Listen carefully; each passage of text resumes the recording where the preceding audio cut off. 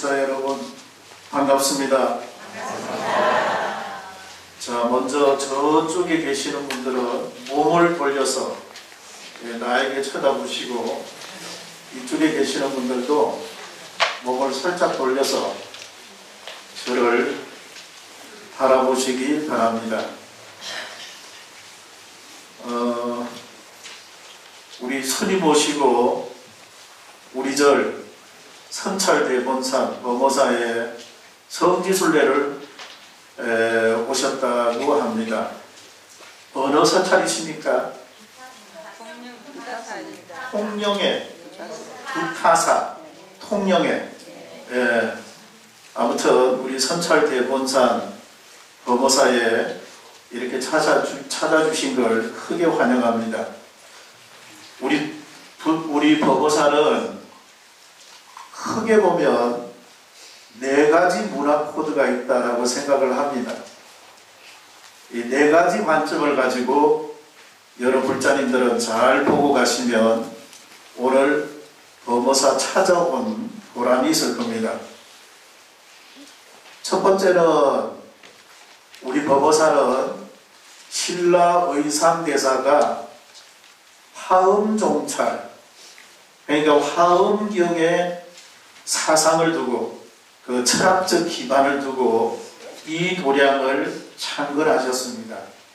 그래서 의상대사와 화엄경이라고 하는 주제를 하나 생각하시고, 두 번째는 우리 범어사는 여기 박물관에 가면은 삼국유사가 있습니다. 책이 있습니다. 현존 삼국유사 진본이 5개가 있는데 그 중에 유일하게 사찰의 삼국유사가 있는 곳은 우리 범어사 뿐입니다. 하나는 서울대학교, 하나는 고려대학교, 하나는 개인이 소장하고, 또 하나는 어디 박물관에 있고, 그리고 사찰은 우리 범어사가 삼국유사를 가지고 있습니다. 그것도 일제시대 때 가장 암울한 시기에 여기 주지스님으로 계셨던 오성월 큰 스님께서 삼국유사를 구해와가지고 우리의 독립, 우리의 자존감을 지키고자 삼국유사 진본을 구해오셨습니다. 그래서 우리 범어사에 여러 가지 보물이 많고 있지만은 제가 생각하는데 삼국유사가 그 중에 가장 어떤이다 라는 생각을 가져봅니다. 세 번째는 뭐냐면 우리 범어사가 선찰대본산입니다. 통도사가 불보종찰, 부처님 진신사리, 해인사 8만대장경에서 법보종찰, 총광사는 16국사가 배출되어 가지고 성보종찰. 네 번째가 우리 범어사입니다. 내 마음의 본질을 궁구하는 사찰, 내 마음의 불성, 내 마음의 자성을 구현하는 사찰. 이래가지고 대성기실론에 보면은 불법성 삼보와 진여라고 합니다. 진여가 바로 우리 마음을 일컫습니다. 그래서 우리 범어사는 내 마음의 본질을 궁구하는 사찰, 그래서 설림종찰입니다. 그래서 선찰대본산입니다. 그러니까 여러 불자님들이 불법성 삼보와 마음, 내 마음, 내 영혼을 깨끗하게 클리닉하는 이런 도량을 찾아주셨기 때문에 오늘 대단히 좋은 도량에 여러 불자님들은 오셨다라고 보면 됩니다. 그리고 네 번째는 나간 남백 스님이라고 하는 분이 계셨는데, 그분은 조선 후기에 범어사에서 살았던 분입니다. 요 밑에 내려가면 나간 남백선사를 추모하는 불망비가 있습니다. 불망비. 나간 남백선사를 잊지 말자. 그분이 너무나 훌륭한 일을 많이 하셔서 그분을 위해서 추모하는 비가 있는데 불망비입니다. 불망비. 그래서 그분에 대한 어떤 리타적인 것, 보살행, 이런 것을 우리는 배울 수가 있습니다. 그래서 그 네 가지 문화 코드가 있다라고 보고요. 또 아까 조금 전에 우리 포교사회 회장님하고 조금 전에 이런 이야기를 하고 왔지만은 1987년, 올해가 지금 2018년이니까 오래되지 않습니다. 1987년쯤에 우리 법어사에 덕산 스님이라고 하는 큰 스님이 계셨습니다. 덕산 스님. 일반 제가불자님들은 그분에 대해서 굉장히 생소합니다. 그런데 그분이 법어사 계셨는데 연세가 80이 넘어서 내가 이제 열반에 들어야 되겠다. 내 이 초라한 모습, 내 몰골이 행해지는 모습, 이런 모습을 더 이상 사람들에게 보여주지 말아야 되겠다. 이래가지고 옛날부터 고성은 자기 마음의 내공이 아주 많은 고성은 깊은 산에 들어가서 자기를 숨겨버립니다. 자기 자취를 감춰버립니다. 이것을 옛날 스님들은 천화라고 표현했습니다. 천화. 따라해봅니다. 천화. 옮길 천자 교화화자입니다. 옮겨서 교화한다. 뭘 옮기느냐? 내 몸을, 내 육신을 이제 내가 80이 넘어서 더 이상 이 몸을 이 사바세계에서 지탱하기 어려우니 내 몸을 이제 왔던 곳으로 지수화풍으로 그대로 돌려보내고 내 영혼을 다른 세계로 옮겨서 그곳에 가서 또 중생을 교화한다. 이게 바로 천화입니다. 천화. 이래가지고 덕산 큰 스님이 1987년쯤에 여기 계시다가 그냥 밀짚 모자 하나 쓰고 낫 하나 들고 산으로 올라갔는데 자기 몸을 감춰버렸습니다. 자기 몸을 감춰버렸습니다. 그래가지고 한 20여일 만에 대중들이 찾았습니다. 찾았는데 검정산이 워낙이 크다 보니까 찾을 수가 없습니다. 몇백 명이 여기저기 다니면서 찾아봤는데도 스님의 흔적이 없어요. 근데 한 20여일 만에 어떤 군인이 산에 여기저기 다니다가 스님이 입적해 있는 모습을 보고 법어사 신고해서 올라가 보니 벌써 많이 부패되었지요. 부패가 되었습니다.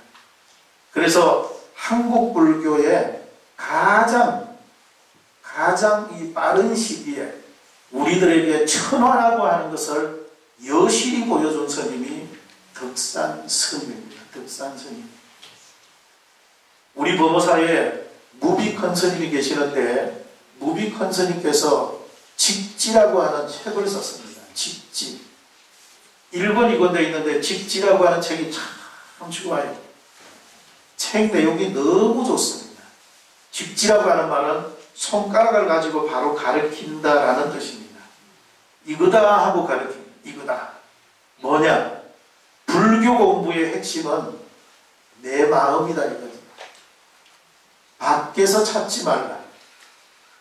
그 안에 내면에 있는 이것이 진짜백이 보물이다. 이거다 하고 가르칩니다. 그래서 그 직지라고 하는 책에 보면 스님이 수행을 많이 하고 중생교화하다가 나중에 끄트머리에 가면은 천화하셨다. 이렇게 나옵니다. 천화하셨다. 항상 끝에 가면 천화하셨다. 이렇게 나옵니다. 나는 처음에 그 천화가 뭔지 몰랐습니다. 천화가 뭘까? 그래서 여기저기 찾아보니까 천화라고 하는 것은 깊은 산에 들어가서 내 몸을 감추어버리는 것.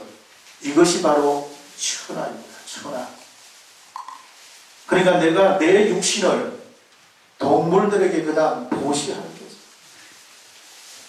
내가 살아오면서 남을 의지해서 나도 살았으니까 내 죽어서는 남에게 그냥 무시하자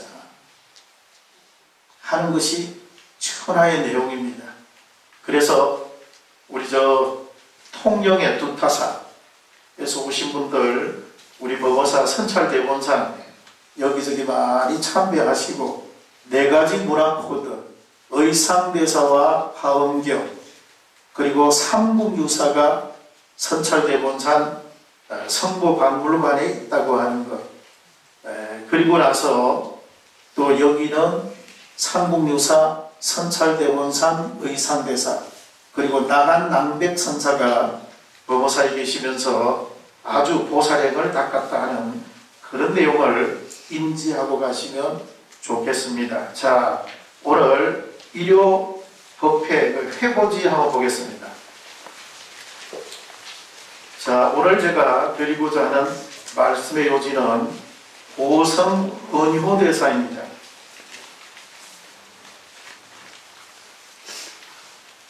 우리나라를 대표하는 고성은 자장, 원효, 의상, 진표, 일연, 도조, 서산, 사명, 만해, 그리고 최근에는 법정스님이시다. 자, 절을 한번 보겠습니다. 이건 제가 이제 일방적으로 이렇게 썼습니다. 내가 생각하는 최고의 고성을 한번 뽑아서 여기 쭉 한번 나열했습니다. 여기 말고도 많은 고성이 있었죠. 그렇지만은 그냥 다 나열할 수는 없고, 그 중에서 가장 중요한 분, 최근에 저는 법정스님까지 우리나라를 대표하는 고성이다. 법정스님을 그러면 한마디로 요약해서 뭐라고 말할 수 있나? 무소유. 제가 생각하는 법정스님의 한마디는 아름다운 마무리입니다. 오사마리, 마무리를 잘해야 됩니다. 아름다운 마무리. 법정스님을 한마디로 요약해서 뭐라고 말할 수 있나? 아름다운 마무리다. 마무리를 잘 하셨습니다. 법정스님은 세상의 사람들이 태어나서 이 세상에 그 누구도 하지 않은 일을 한 가지 하고 떠나셨습니다. 마지막 한 가지. 이 세상에 그 누구도 내가 알기에는 하지 못한 일을 딱 하나 하고 가셨어요. 딱 하나 하고 떠나셨습니다. 그분은 이런 말을 남기고 왔습니다. 내 죽고 나거든 더 이상 내 책을 출판하지 마라. 내 알기로 이 세상에 태어난 사람 중에 이렇게 말을 남긴 사람은 없을 거라고 생각합니다. 근데 법정스님은 더 이상 내 책을 출판하지 마라. 왜 그랬을까요? 깊은 의미가 담겨져. 나는 이게 법정스님의 핵심이라고 생각하고 이것을 아름다운 마무리라고 생각합니다. 왜 그랬을까요? 더 이상 내 책을 출판하지 마라. 내 책은 우리 시대 사람들이 공감하고 공유하고 내 책에 대해서 진리를 느끼고 내 책을 통해서 부처님의 법원, 부처님의 진리, 부처님의 본질, 부처님의 진실을 깨달았다면 그것으로 만족합니다. 세월이 흘러서 또 누가 내 책에 대해서 가피를 하거나 첨삭을 하는 것 원치 않습니다. 그리고 세월이 흐르면 내가 설명했던 부분도 여러 가지 많이 부족한 부분도 생길 것입니다. 때문에 우리 시대 사람들이 공유했다면 그것으로 내가 할 수 있는 일은 다 한 것 같다. 더 이상 내 책을 출판하지 마라. 유명한 말을 남겼습니다. 이게 따른 법정스님의 최고의 위대성이라고 생각합니다. 최고의 위대성. 세상 사람들이 한 번도 하지 않은 일, 그것을 법정스님은 하고 떠나셨습니다. 아마 세월이 흘러서 100년이 가고 200년이 가고 300년이 가서 이 지구상에 사람이 살면서 우리나라에 2000년대 전후에 우리나라 대한민국의 인물사를 거론할 때 누구를 과연 뽑겠느냐? 여러 가지 시각에 따라서 관점에 따라서 여러 사람이 있지만은 저는 법정 스님이 거론될 거다라는 생각을 가져봅니다. 이분은 최고의 수행자였습니다. 우리에게 제시해주는 바가 많습니다. 우리는 이런 고성과 함께 우리 시대를 살았다고 하는 것이 우리에게는 큰 행복입니다. 자, 또 보겠습니다. 자, 많은 고성 대덕이 있지만은 특별히 이름을 나열하는 것은 수행자로서 자기 본분에 충실하고 나아가 역사성, 대중성, 사회성을 가지면서 시대와 함께 동체대비의 정신이 느껴지기 때문이다. 출가자로서 수행을 잘하면 불자들에게 존경받는 큰 스님이다.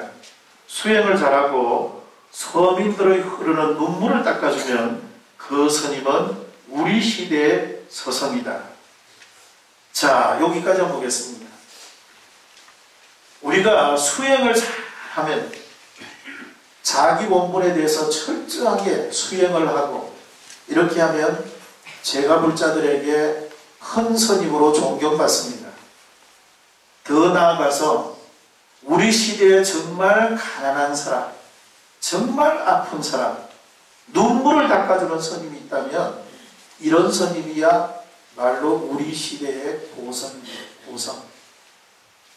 여러 불자님들은 명성과 고성이 다릅니다. 명성은 명예는 많은데 실제로 가서 살아보면은 조금 존경심이 좀 떨어지는 것을 명성이라 합니다. 그런데 고성은 내공이 아주 충실한 사람, 내공이 아주 충실한 사람, 그런 사람을 우리는 고성이라고 합니다. 고성. 자, 또 한번 보겠습니다.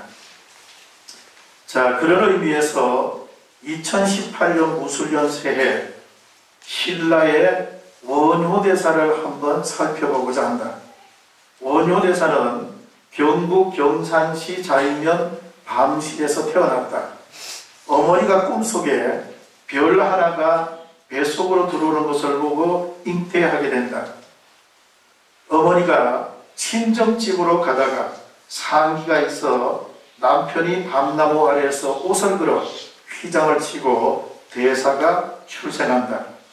나중에 그 밤나무를 사라수라 부르고 그곳에 절을 지어 사라사라고 했다. 그리고 자신이 살던 집을 사찰을 만들어 이름을 초계사라고 했다. 자, 보겠습니다. 서가모니 부처님께서도 당신의 어머니 마하마야 부인이 임신을 해서 인도의 거기 풍습에 따라 가시고 콜리라고 하는 섬, 마야 부인의 친정인 나라 콜리라고 하는 성에 아기를 놓으러 가다가 룸비니 동산에 이르러 상기를 느껴서 그래가지고 휘장을 치고 이 태자, 시다르타 태자를 출산하게 됩니다. 마찬가지로 지금 원효대사의 아버지 어머니도 어디 길을 가다가 이 상기가 느껴져 가지고 휘장을 두르고 이래가지고 원효대사가 거기서 밤나무 아래에서 출생한다. 이렇게 지금 말을 하고 있는데 이게 지금 서가모니 부처님의 탄생과 여러 가지로 많이 같은 점을 발견할 수가 있습니다. 자, 또 보겠습니다. 스님은 재주가 비범하고 지혜가 영특하여 일찍이 특별함이 있었다. 화랑에 들어가 학문과 궁수를 연마하고 젊은 나이에 모든 것을 수련하였다. 그러던 어느 날 방울이라는 스님을 만나 이야기를 듣게 된다. 부귀영화는 헛된 꿈이다. 고통, 시련, 고민 같은 것은 모두 인생의 이치를 깨닫지 못하기 때문에 일어나는 것이지, 진정한 이치를 깨닫게 되면 괴로움에서 벗어나 삶의 희열을 느끼게 되는 거야. 원효대사는 이 말을 듣고 크게 발심하여 부처님처럼 29세에 출가하게 된다. 그리고 여기저기 수행처를 찾아 공부하다가 33세 의상대사를 만나서 중국에 건너가 공부하기로 한다. 자, 여기까지 보겠습니다. 원효대사가 방울이라고 하는 스님을 만나서, 방울 스님이 원효대사의 멘토였습니다. 인생은 무상한 것이다. 멘토였습니다. 그래서 저 같은 경우에도 여기 단감동 서남사에 출가했습니다. 제가 1974년에 출가했는데, 단감동 서남사는 그때 제가 가보니까 나이 드신 노스님이 8분이 계시고 젊은 스님들하고 해가지고 스님들이 16분이 계셨습니다. 서남사에. 그런데 그 중에 노스님 중에서 태홍 스님이라고 하는 분이 살았는데 아주 연로하셨습니다. 어떤 때는 일어나지 못하고 방에 누워있으면 저희들이 행자가 죽을 끓여가지고 딱하니 스님에게 갖다 드립니다. 그러면 스님은 계속 일어나십니다. 일어나서 덤을 벽에다 이렇게 기대가지고 제가 이렇게 죽을 끓인 죽을 이렇게 올리면 천천히, 입에 무슨 맛이 있겠습니까? 살아있으니 그냥 죽을 먹어야죠. 그래서 이렇게 천천히 드십니다. 우리 행자는 무릎을 꿇고 가만히 옆에 있습니다. 그러면 이렇게 말합니다. 행자야, 들어봐라. 내가 절에 와서 쭉 하니 살아보니 내가 이런 생각이 든다. 사람은 태어나면 서울로 가고 말은 태어나면 제주도로 가는데 마땅히 출가자는 큰 절에 가서 살아야 된다. 행자 그대로 큰 절에 가서 살아라. 큰 절에 가서 살면 여러 스님을 보게 된다. 공부를 아주 잘하는 스님도 있고 공부를 게을리하는 스님도 있고 일도 잘하는 스님이 있고 일도 좀 못하는 스님이 있고 여러 부류의 스님을 만나게 됩니다.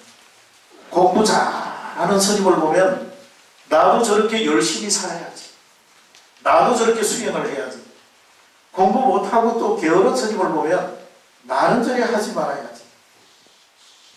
여러 가지를 큰 절에 가서 배워야 됩니다. 때문에 그대는 큰 절에 가서 공부를 좀 해야 앞으로. 이 어린 가슴에 그게 다 꽂히더라고요.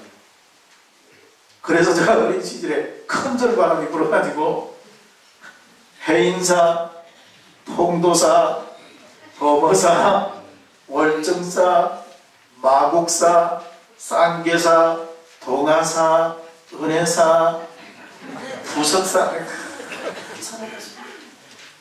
살아봤어요. 나는 20세 전에 다 살았습니다. 다니면서. 네, 그래서 그렇게 함으로 해서 소위 우리 스님들이 하는 말로 중물이 되는 거예요. 중물. 아, 저 사람은 스님이다. 스님이다 하는 게 이렇게 새겨지게 되어 있습니다.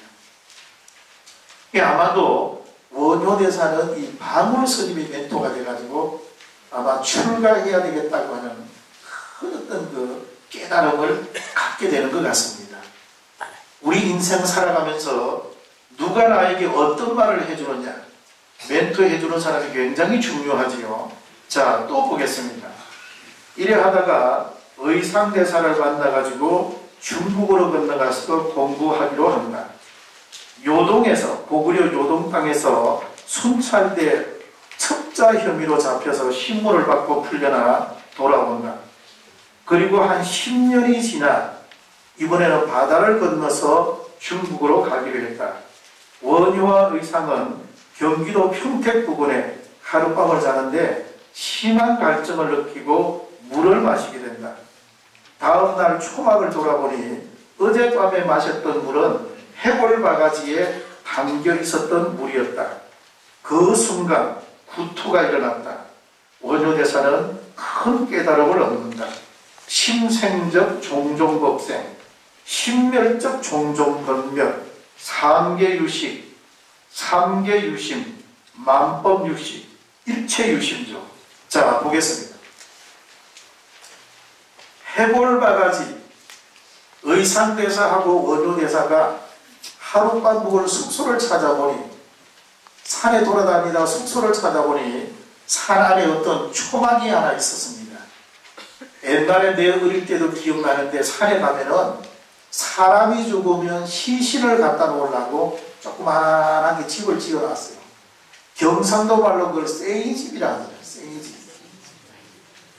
그런 집을 지어놨어요.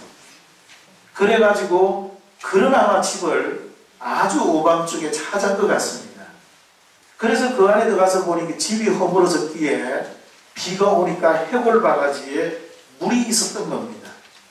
그래서 갈증이 심했던 원효대사는 그 해골바가지 물을 마시고 그 다음날 보니까 그 속에 있던 것이 해골바가지였고 해골바가지 물이었습니다.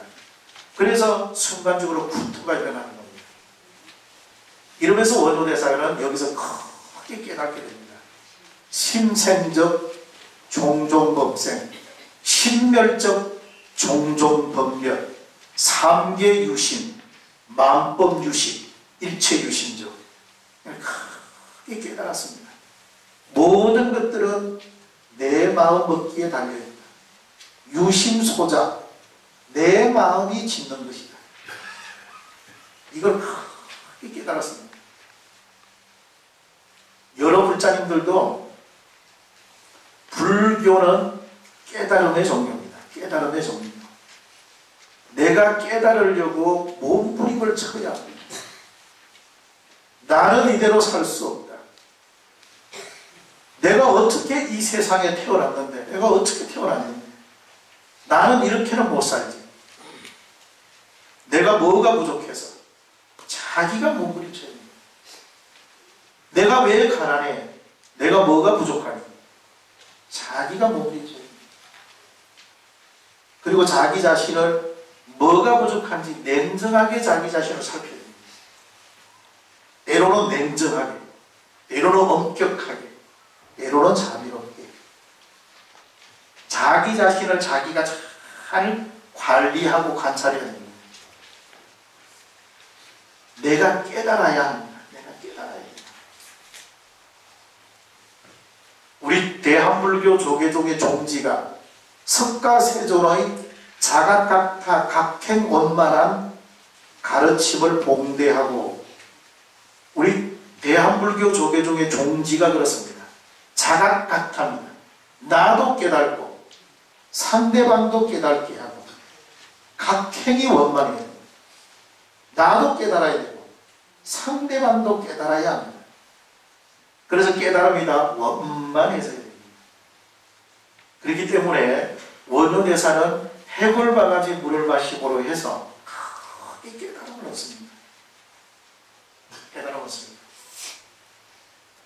자, 이래가지고 원효대사는 중국 가는 것을 포기를 하고 국내로 돌아오게 되는 것입니다. 자, 그 다음에 진리는 결코 밖에서 찾을 것이 아니라 자신의 내면에서 찾아야 한다. 밖에서 찾지 말라. 깨달음을 얻은 원효는 의상대사와 결별하고 신라로 돌아온다. 그리고 저술과 집필을 하게 된다. 이후 태종 무열왕의 둘째 딸로 홀로 살고 있던 요석공주와의 사이에서 설총을 낳았는데 원효대사 나이 40세 전후의 일이다. 실계하고 계를 파했다 이런 말이죠. 실계하고 스스로 소선거사라고 칭하고 속인 행세를 하였다. 대중이 200여 명이 사는 큰 사찰의 부목으로 가서 일을 하는데 거의 져서 발심수행장을 스님들이 공부하고 있었다. 자, 여기 한번 보겠습니다. 원효대사를 설명하면 항상 우리는 요석공주가 떠오르게 됩니다. 자, 이 부분을 어떻게 우리가 이해하나? 원효대사를 또 어떤 관점에서 보느냐에 따라서 이 문제도 달라집니다. 저는 원효대사 요석공주와 사이에서 태어난 설총, 이 부분에 대해서는 내 개인적으로는 이렇게 생각합니다. 중국의 요진 삼장법사 구마라접이라고 하는 분이 있습니다. 구마라접. 이분이 원래 중국에서 실크로드를 따라가 인도를 가는 중간에 구자국이라고 하는 나라에 살았습니다. 그런데 이분이 천재였어요. 경륜론 3장을 달달 외우는 사람이었습니다. 자기 어머니가 자기 아들을 공부를 시키기 위해서 이 어린 아이를 데리고 구마라섭을 데리고 인도 서역에 데리고 와서 공부를 시켜가지고 데리고 옵니다. 그래서 일찍이 구마라섭이 산스크리트, 빨리어 이런 경문에 아주 통달을 했습니다. 중국에서 이 소문을 듣고 전진왕 부견이라고 하는 왕이 영광이라고 하는 여광이라고 하는 장군을 시켜서 구마라접을 데리고 오게 합니다. 중국 땅으로. 그런데 구자국이라고 하는 나라에서 구마라섭이라고 하는 위대한 선임을, 고성을 내어줄 리가 없습니다. 드디어 병사를 데리고 가서 강제적으로 전쟁을 해가지고 구마라섭을 데리고 옵니다.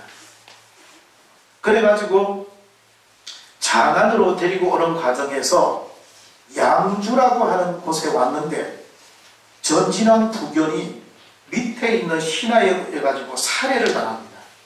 부견왕이 죽어요. 죽고 나니까 구마라접이 양주까지 왔는데 더 이상 갈 데가 없는데 여광이라고 하는 이 장군이 양주에다가 자기가 나라를 하나 세우고 스스로가 왕이 되었습니다. 이게 바로 후량이라는 나라였습니다. 후량이라고 하는 나라를 세우게 됩니다. 그리고 구마라접을 거기서 18년간 구마라접이 거기에 여광이라고 하는 그 왕과 함께 살게 됩니다. 그런데 이 여광이라고 하는 이 왕이 가만히 생각을 해보니 구마라접이라고 하는 이 선임이 너무너무 천재적인 어떤 그런 소양과 재능을 가지고 있으니까 여인을 가까이 하게 있게 해가지고 씨를 받고자 했습니다. 자식을 갖게 강제로 그렇게 해요. 그래서 그 후에 어떤 자녀가 출생했는지는 나오지는 않고 있더라고요. 나는 그게 궁금했는데 누가 태어났는지. 근데 아무튼 구마라섭은 나중에 자기가 그렇게 회고합니다. 나의 밑에 제자들은 결혼하지 말라. 나의 밑에 제자들은 결혼하지 말라. 그리고 내가 지금까지 많은 부처님 경전을 번역을 했는데 내 죽고 나서 햇바닥이 타지 않고 살아있으면, 불에 타지 않고 살아있으면 내가 번역한 부처님 경전은 전부 다 오리지널이고 다 진짜고, 내 햇바닥마저 타버리면 내가 번역한 책들은 다 소각을 해버리라. 이렇게 유언을 남기고 돌아가십니다. 나중에 구마라접이 열반하시고 당신의 육신을 화장을 했는데 햇바닥은 살아서 펄떡거리고 뛰고 있었습니다. 그래서 나중에 양주에 있던 그 후량이라고 하는 나라가 드디어 멸망을 합니다. 그래가지고 중국에서 그 구마라접을 장안으로 모시고 와서 다시 많은 불경을 번역하게 됩니다. 그리고 그 구마라접이 살았던 곳이 장안에 초당사라고 하는 절이 있어요. 초당사. 예, 그래서 그 초당사에 구마라접이 오래오래 머물고 계시다가 거기서 열반을 하게 됩니다. 범어사, 해인사 이렇게 이름을 붙이지 않고 부처님께 자기가 파괴했다고 너무너무 죄송하다고 절 이름도 초당사라고 했습니다. 그냥 처사가 사는 집, 처사가 머물고 있는 절, 이런 뜻으로 아주 겸손하게 초당사라고 이름을 붙였습니다. 그래서 저는 생각컨대 아마 원효대사도 요석공주와의 이런 관계가 아마 좋은 시를 받고자 이루어지지 않았나라는 그런 생각을 나는 많이 해보게 됩니다. 원효대사의 자기가 자기 의지로 했다기보다는 그때 여러 가지 이런 부분이 좀 있지 않았을까, 이런 생각이 저는 이 원효대사와 풍화라적을 보면서 이런 생각을 제 개인적으로 한번 가져보게 됩니다.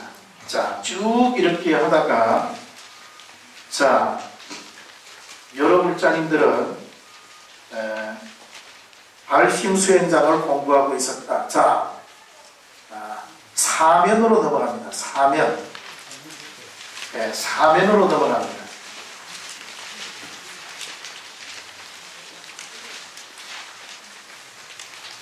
삼면이 빠졌지요.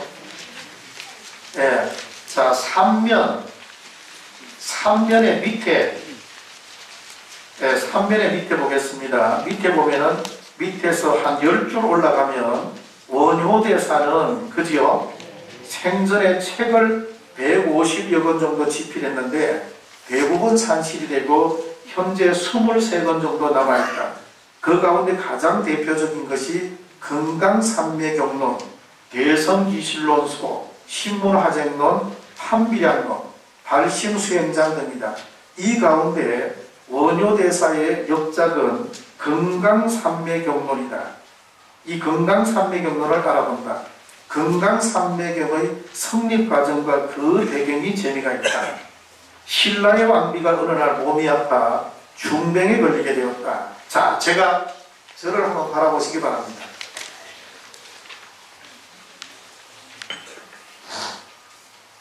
자, 시간이 얼마 안 남아서 이걸 지금 먼저 내가 말을 하고자 하는 핵심입니다. 왜 오늘 제가 원효대사를 말을 하고자 하느냐면 이 이야기를 하고자 했던 겁니다. 하다 보니까 지금 시간이 많이 갔는데 금강산맥경이라고 하는 부처님 경전이 있는데 이 경전이 금강산맥경이 우리나라의 원효대사가 이 경을 만들었다, 지금 이렇게 말이 회자가 되고 있습니다. 부처님 경전을 원효대사가 만든 거예요. 위대한 거예요. 내 알기로 중국이나 일본이나 이런 게 없습니다. 우리나라의 원효대사가 금강산맥경 경전을 만들었어요. 아주 위대한 겁니다. 금강산맥경 경전도 만들고 금강산맥경론도 만들었습니다. 그래서 중국 송나라 때 송고송전이라고 하는 책이 있는데 거기 보면은 이 이야기가 자세하게 나와 있습니다. 성립 과정이 이렇게 되어 있습니다. 신라의 왕비가 머리 종양이 생겼어요. 이 경을 만들게 된 동기 이야기를 하고 있습니다. 왕비가 머리 종양이 생겨서 그래서 왕과 신하들이 백방으로 흩어져서 왕비의 약을 구하고자 합니다. 어느 신하가 산에 가서 산천기도를 합니다. 산신님에게 가서 기도를 했지요. 하니까 산신님이 떡 나타나서 물어봅니다. 너에게 왜 기도를 하느냐? 우리나라의 왕비가 지금 머리 종양이 나가지고 약을 구하고자 기도합니다. 하니 그러면 배를 타고 항해바다, 서해바다를 건너서 중국에 가면 그대들이 원하는 약이 있을 것이다. 중국에 한번 가보도록 해라. 그래서 왕에게 그 말을 하고 신하 몇 명을 뽑아가지고 드디어 배를 타고 중국으로 갑니다. 가는데 중간의 해중에 파도가 많이 치더만은 파도에서 어떤 노인이 한 사람이 나타나서 배 위에 올라옵니다. 그래서 그대들 어디 갑니까? 물어요. 우리는 중국에 가서 왕비가 몸이 아픈데 약을 구하고자 갑니다. 하니 이 노인이 하는 말이 나는 용궁에서 왔는데 용궁에 가면 그대들이 원하는 약이 있으니 그 약을 가지고 가면 될 것이다. 이래가지고 그 노인을 따라서 왕궁에 들어갑니다. 그래가지고 왕궁에 들어가 보니까 용왕님이 있어요. 그래 용왕님에게 자초지정 이야기를 합니다. 하니까 용왕님이 보더니만은 금강산매경 경전을 줍니다. 이 경을 가지고 가서 먼저 대한대사를 찾아가서 이 경을 주고 대한대사가 책을 엮어가지고 주면 다시 이걸 원효대사에게 주면 원효대사가 황룡사 가서 금강산매경을 왕비에게 일러주면 왕비가 몸을 낳을 것이다. 이래가지고 이 경을 가지고 가면 혹여 마구니들이 나타나 손탈까 두려우니 이것을 내가 여러 가지로 분쇄를 해서 그래가지고 신하의 허벅지를 째서 허벅지 안에다가 분쇄된 경전을 넣어주고 꿰매주게 됩니다. 그리고 가져가서 대한대사를 갖다 주려 합니다. 그러면 대한대사가 편집을 해가지고 원효대사에게 주면 원효대사가 읽어주면 병이 낫는다 이렇게 말을 합니다. 그래서 신하들이 허벅지에다가 잘라가지고 이 금강산매경을 여기다 넣어가지고 드디어 신라에 돌아와서 대한대사에게 이 허벅지에 있는 경을 끄집어 주니까 이 대한대사가 경문에 통달한지라 쭉 보고는 편집을 하게 됩니다. 이것을 원효대사에게 갖다 주게 됩니다. 원효대사가 이 경을 왕비에게 일러주니 왕비가 이 경문을 듣고 나았다. 이렇게 지금 말을 하고 있습니다. 근데 이 경이 금강산매경이 중국에도 없고 일본에도 없고 우리나라에만 있는 경전입니다. 그러면 이 경을 누가 편집을 했나? 지금 사람들은 모두 다 원효대사의 작품이라고 부릅니다. 원효대사가 대단한 겁니다. 대단한 겁니다. 부처님의 경전을 하나 만들 정도니 그 학문이 아주 위대합니다. 그러면 금강산매경은 뭘 쓰고 있나? 뭘 말하고자 했나? 그 안에 내용이 뭐냐? 금강이라고 하는 게 뭐냐면 내 본질을 말합니다. 내 속의 내면의 불성을 말합니다. 금강. 그러니까 여러 불자님들이 불교 공부를 많이 해서 내 이 내면 세계를 굳게 단단하게 만듭니다. 법칙을 체득해야 돼요. 법칙. 내 이 내면에 있는 이 불성을, 내 영혼을, 내 마음을 부처님 경전 공부를 많이 해서 금강석처럼 단단하게 만들어야 됩니다. 삼매가 뭐냐? 집중을 하는 겁니다. 어떤 대상에 집중을 하는, 몰입을 하는 거예요. 내 맑은 영혼을 가지고 정말해서 내 주위에 있는 모든 사람들에게 자비와 사랑을 베풀어라 이런 말입니다. 내 본질을 구현해서 중생들에게 몰입하고 중생에게 집중을 가지라 이런 말입니다. 이게 바로 금강산매경의 핵심입니다.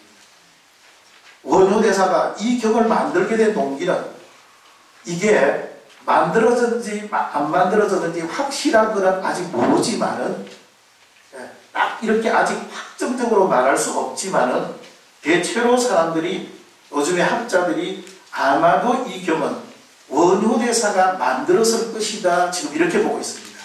만약에 그렇다면은 왜 이 경을 만들었나? 출가자나 제가자나 모두가 보살행을 하고 이 경을 만들게 된 동기가 여기 있습니다. 대단하지요? 대단한 겁니다. 그러니까 우리는 이런 생각을 해볼 수 있어요. 용수보살이 용궁에 가가지고 화엄경을 가져왔다 합니다. 원효대사인 내가 용궁에 가가지고 금강산매경을 가져온 겁니다. 당신도 부처님이라면 나도 부처다. 자주성이 아주 대단한 겁니다. 나는 여기에 원효대사의 위대성이고 경을 만들 정도로 위대한 겁니다. 한국 불교의 최고의 보상이 바로 원효대사입니다. 원효대사. 이 금강산매경에 보면 부주열반이라고 나옵니다. 부주열반. 부주열반이란 무주열반. 열반에 이르러도 열반에 머물 수 없다. 이래 말합니다. 여러 불자님들이나 나나 우리나 다 누구나 다 열반을 갖기를 원합니다. 열반이라고 하는 것은 내 몸에 불이 꺼진 상태가 열반입니다. 내 몸이 적정하고 고요합니다. 그 적정하고 고요하면 내가 바로 부처님이 되는 거지. 부처님이 되지만 부처님 자리에 머물 수가 없다. 무주열반입니다. 부처님이 되었지만 열반에 이르렀지만 내 자신이 열반에 머물지 못한다. 왜냐? 중생이 아픈데 눈물 흘리는데 내가 어찌 열반에 머물 수 있어요? 나는 결코 열반에 머물 수 없다. 이걸 무주열반이라고 합니다. 원효대사를 무주보살이라고 합니다. 무주보살. 열반에 머물지 못하는 위대한 보살입니다. 그래서 불임열반입니다. 불임열반. 열반에 들지 않는다. 나는 열반 세계에 들지 않겠다. 무주보살입니다. 우리나라에 많은 고성이 있습니다.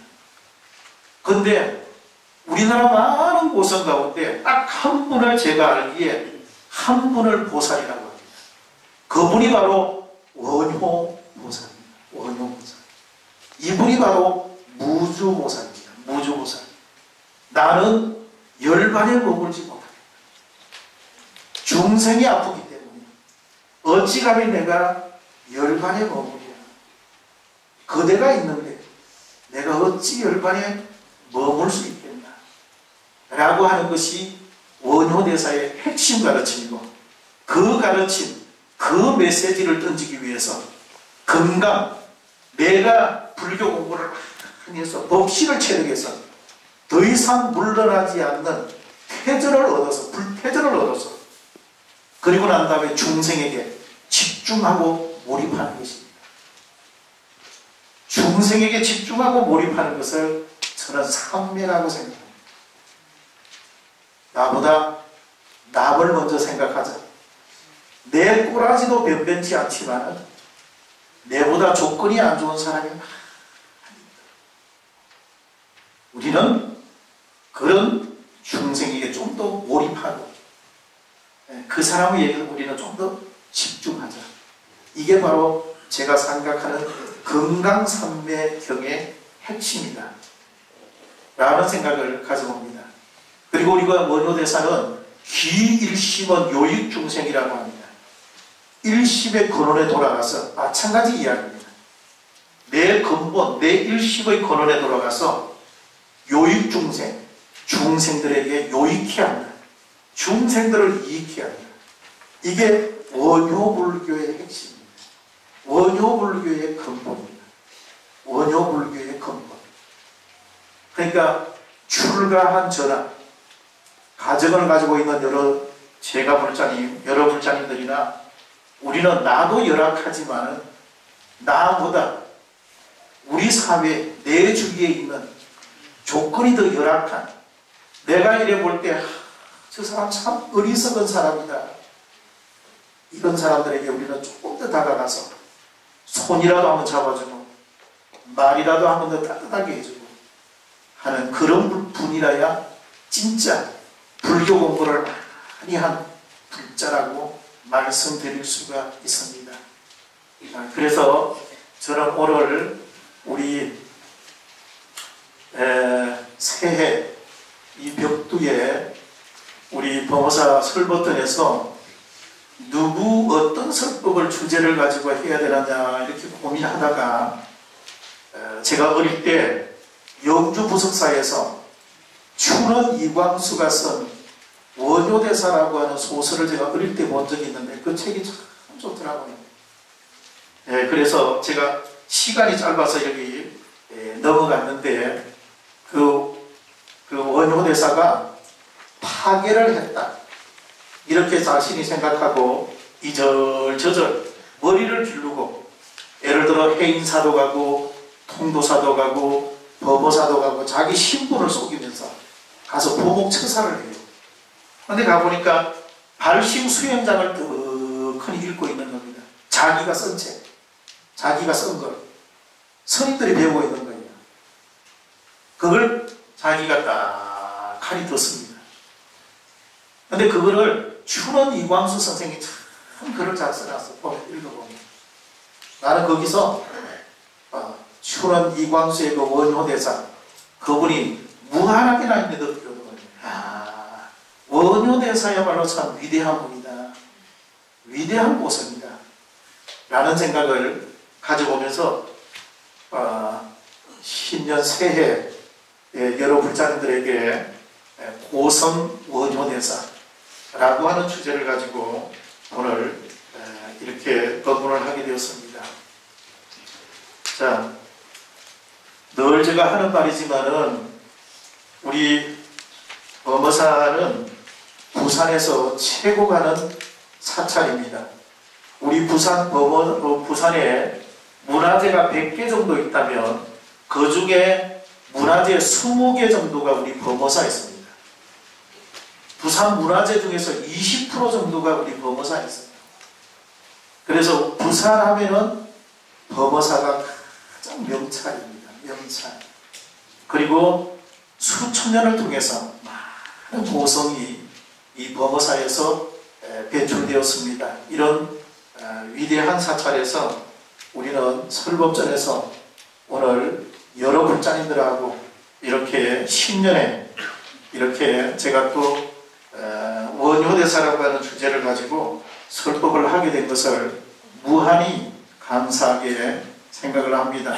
통영의 두타사에서 오신 불자님들, 금년 새해 여러 불자님들 가정이 다 행복하고 평안하고 부처님의 은혜와 부처님의 사랑과 부처님의 축복이 두타사 불자님들 가정에 충만하기를 기원드리고, 우리 또 포교사 우리 해먼 이종찬 회장님으로 해서 우리 포교사 여러 불자님들, 또 우리 범어사 여러 불자님들, 우리 범어사가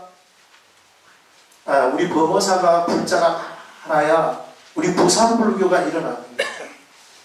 그러니 여러 불자님들이 가정이 어렵고 경제가 어렵고 여러 가지 어렵지만은 여러 불자님들 우리 범어사를 좀 도와주십시오.